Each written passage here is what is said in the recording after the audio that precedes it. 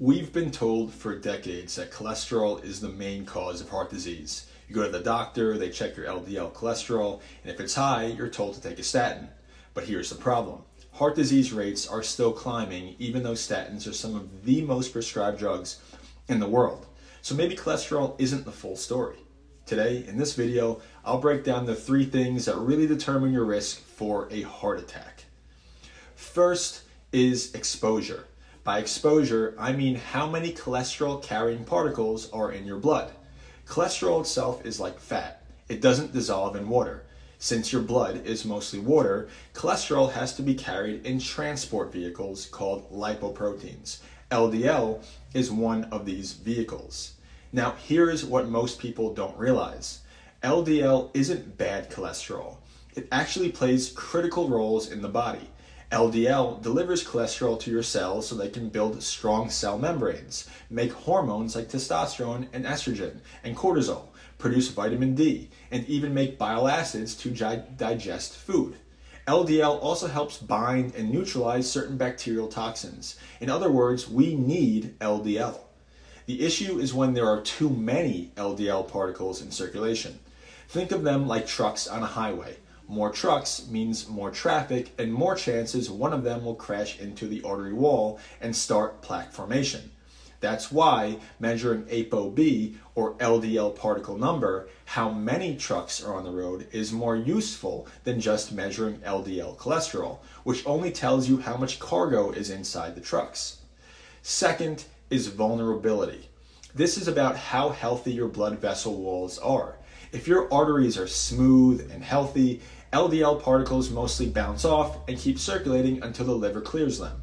But if the lining, called the endothelium, is inflamed or damaged, the walls become sticky. Now, those LDL particles are more likely to get trapped, break open, and trigger your immune system to form plaque. So, what causes that inflammation and damage to those arterial walls? High blood sugar and insulin resistance, high blood pressure, smoking, chronic stress, poor sleep, excess visceral fat, and even toxins from processed foods.